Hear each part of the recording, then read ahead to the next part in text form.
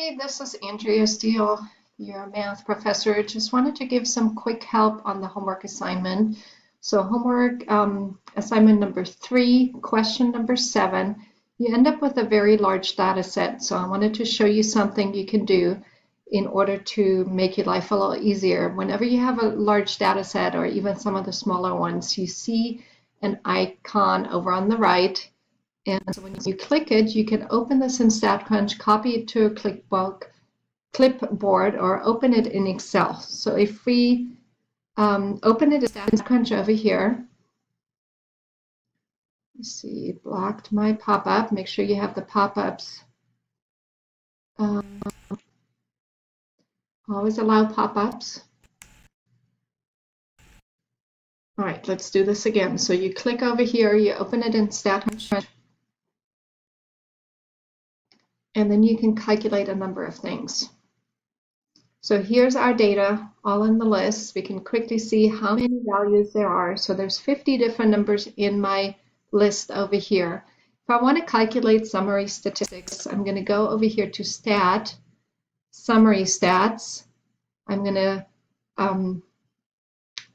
get my variables. So my list is under variables. So I have to choose that.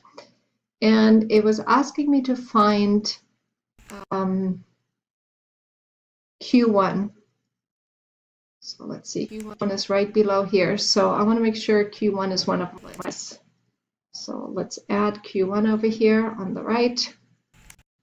And you can click more than one. Let's say I wanted to do Q1 and Q3. You could do Shift and select a second one.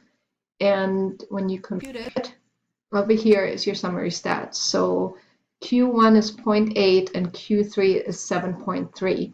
So rather than putting all 50 numbers into a calculator and doing the one-bar stats with L1, you can open up your data in My Stat Lab, and you can do summary stats over here. You can also do graphs. There's a lot of information over here. You can do graphs, do a bar graph, you could do a pie chart, you can do a histogram, a stem and leaf plot, a box plot, and so on. Let's look at the box plot real quick just to see what it looks like.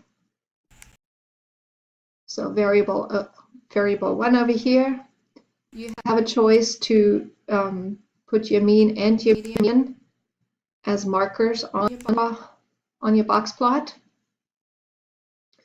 And then you can compute over here. And they usually do it, actually let's edit this real quick, because most of the box plots we looked at having them horizontally versus vertically. So let's draw our boxes horizontally.